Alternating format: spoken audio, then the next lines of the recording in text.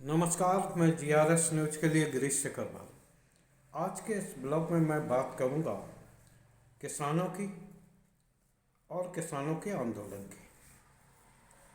राजधानी दिल्ली में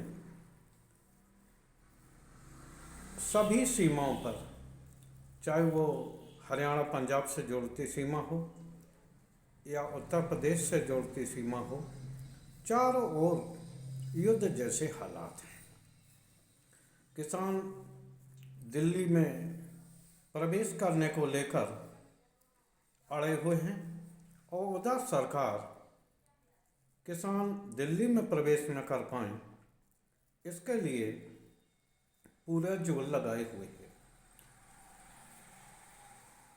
सभी सीमाओं पर कटीले तार और बड़े बड़े बोल्डर, यहाँ तक कि जगह जगह खुदाई भी की गई है, जिससे कि किसान दिल्ली की सीमा के अंदर न आ सके।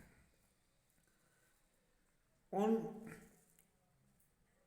किसानों को रोकने के लिए सरकार जिस प्रकार के प्रयास कर रही है और किसान दिल्ली आने के लिए अड़े हुए हैं, आखिर ये स्थिति क्यों निर्मित हुई?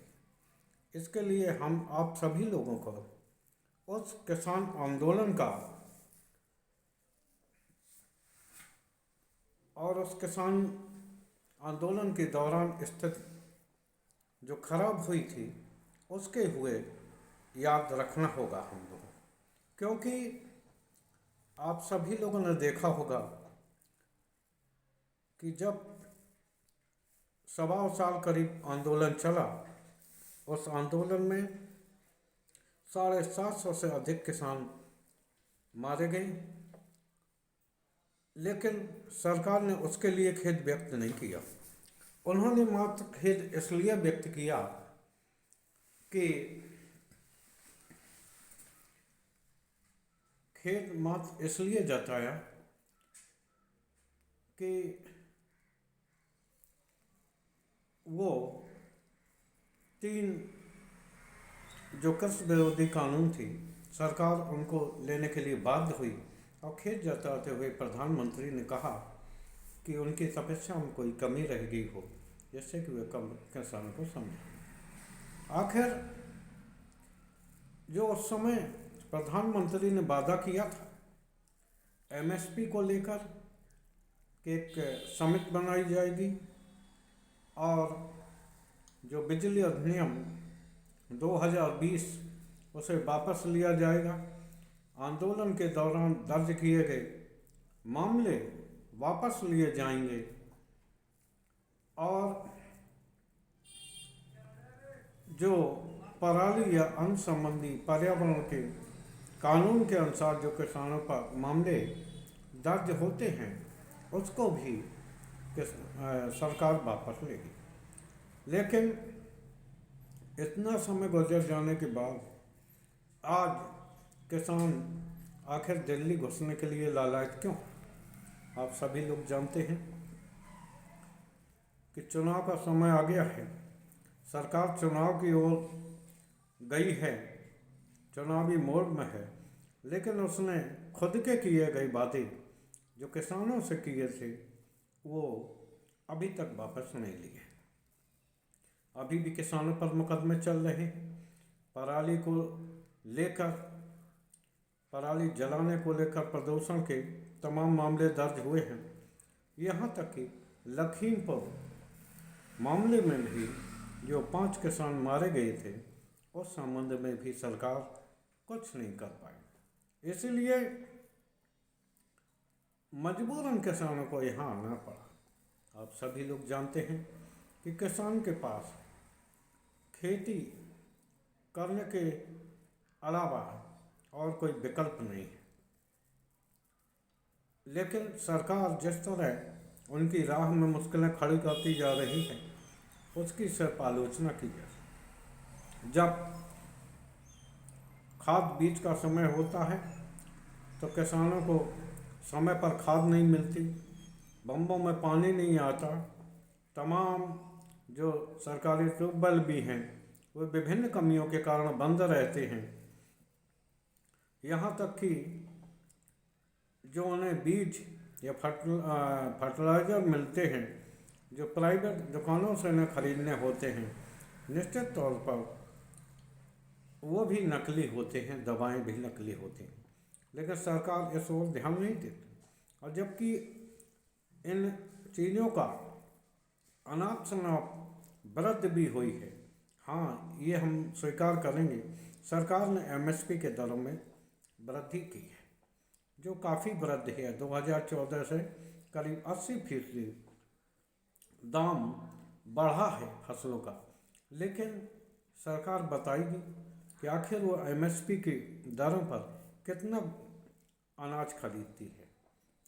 दो फसलें उनका लेना मजबूरी है, क्योंकि उन्हें पीडीएफ के जरिए ग्रामीण क्षेत्र की और शहरी क्षेत्र के गरीबों को वो बांटना पड़ता है, गेहूं और चावल। पिछले साल से ही उन्होंने बाजरा भी खरीदने लगे हैं।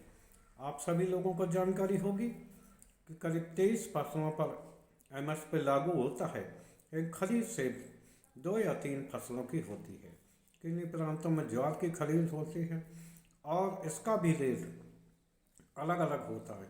आप सभी लोगों को ध्यान होगा, जब छत्तीसगढ़ में चुनाव थे तो वहाँ की धान खरीदने के लिए वहाँ सरकार को किसानों का वोट लेना था, इसलिए उन्होंने वहाँ धान की खरीद के लिए 3100 का रेट दिया था, जबकि अन्य देश के अन्य हिस्सों में 2100 कुछ रुपए का ही रेट मिल पाया है। तो यहाँ एक सवाल उठता है कि क्या आप राज्यों के किसानों में भी विभेद करेंगे? आखिर वो किसान परेशान हैं, उनकी किसानी में परेशानी हो रही है। आखिर ये किसान जबरदस्ती यहाँ क्यों आ रहे हैं? क्या सरकार को अपनी कही बातों को पूरा नहीं करना चाहिए? जो उन्होंने किसान आंदोलन खत्म करने के समय जो बातें हुई थी, सरकार ने जो आश्वासन दिया था, आखिर सरकार उन आश्वासनों को पूरा क्यों नहीं करती? आखिर क्या कारण है कि किसानों को आतंकवादी और ठलुआ बताया जाता?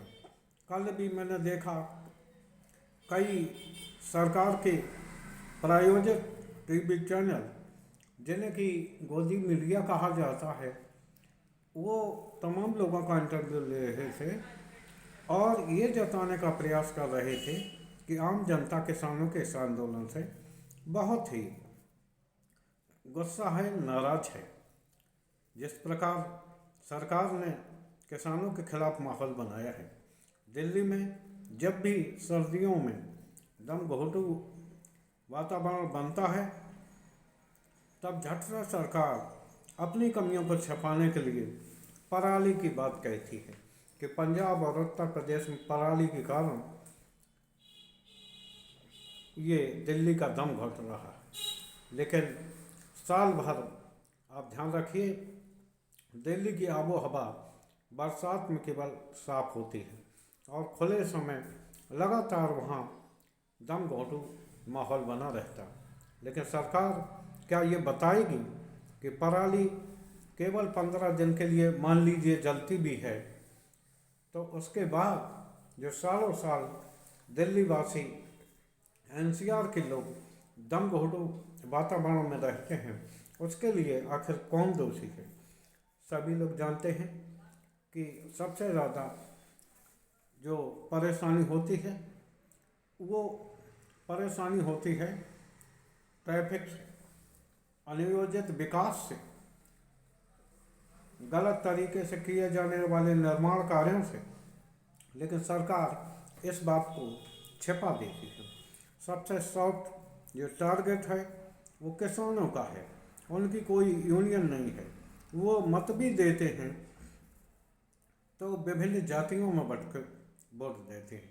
यही बजट जब आता है तो व्यापारियों से पूछताछ की जाती, क्योंकि उनकी फिक्की जैसे तमाम संगठन हैं और किसान विभिन्न संगठनों में बटा होने और मत के दौरान विभिन्न जातियों एवं संप्रदायों के आधार पर मत देता है।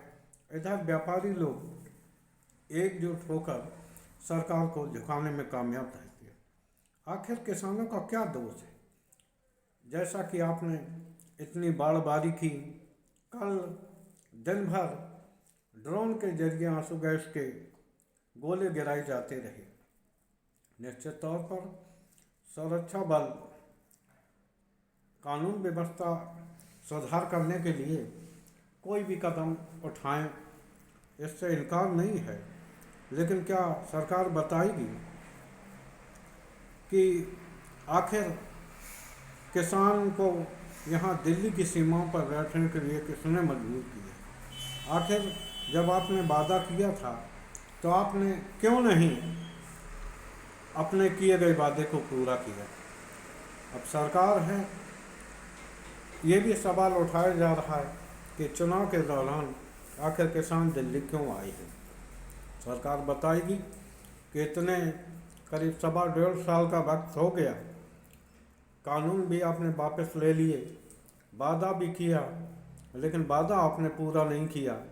सदन में आप विपक्षी लोगों की बात सुनते नहीं, तो आखिर किसान के सामने अपनी समस्याओं को ध्यान में लाने के लिए मजबूरन उन्हें बार बार दिल्ली की ओर रुख करना पड़ता है, सदन के घेराव के लिए उद्यत होना पड़ता है। क्या अपनी बात को लोकतांत्रिक ढंग से उठाना क्या सरकार के खिलाफ बगावत है या राष्ट्रद्रोह है, जैसा कि सरकार कहती है? जिस प्रकार सरकार वोटों के लिए किसानों को अन्नदाता कहती है और बाद में वही अपने हकों की बात उठाने में खालिस्तानी आतंकी हो जाते हैं, तो सरकार का यह दोहरा मापदंड आखिर किस लिए? यहाँ मैं ये पसंद नहीं करता कि किसी भी आयोजन के कारण आम जनता को तकलीफ हो। मैंने कई आंदोलन में भाग लिया है, कई आंदोलन किए भी हैं, लेकिन आखिर सरकार को इस बात का जवाब देना चाहिए कि आखिर किसान जैसे कि खेतों में होना चाहिए, उसे कृषि खेती में किसानी में लगा होना चाहिए, आखिर वो आपकी चौखट पर बार बार क्यों आते हैं? क्यों नहीं आप उसका जो मिनिमम सपोर्ट प्राइस आपने रखी है उसके कम रेट पर कोई खरीद बिक्री न हो, इसके लिए क्यों नहीं आप गारंटी कानून बनाते? व्यापारियों के लिए आपने उनका उत्पादन लागत से कम न बिके, उनके सपोर्ट के लिए एक राशि रखी हुई, तो क्या किसान एक उत्पादक नहीं है? अगर व्यापारी उत्पादक है, उसके सपोर्ट के लिए आप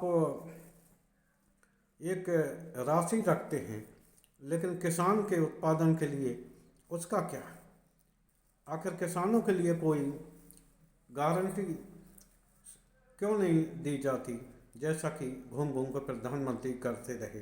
क्या देश के प्रधानमंत्री किसानों को भी इस बात की गारंटी देंगे कि उनकी उत्पादित सभी फसलों को सरकार खरीदेगी? लगता तो नहीं है, क्योंकि माननीय उच्चतम न्यायालय में सरकार, मोदी सरकार हलफनामा देकर ये बात तय कर चुकी है कि वो एमएसपी को गारंटी नहीं दे सकते, ना ही फसलों की खरीद करते। आखिर किसान जाए तो जाएगा, अपनी बात कहाँ रखे?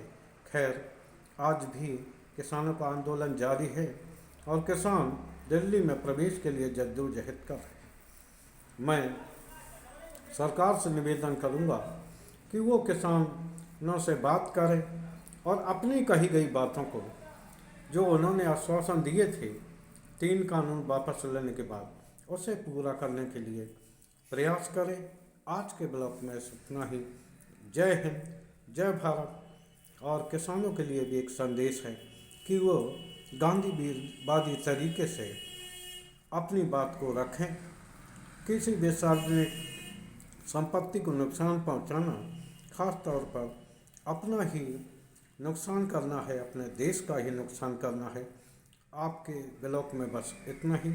जय हिंद, जय भारत।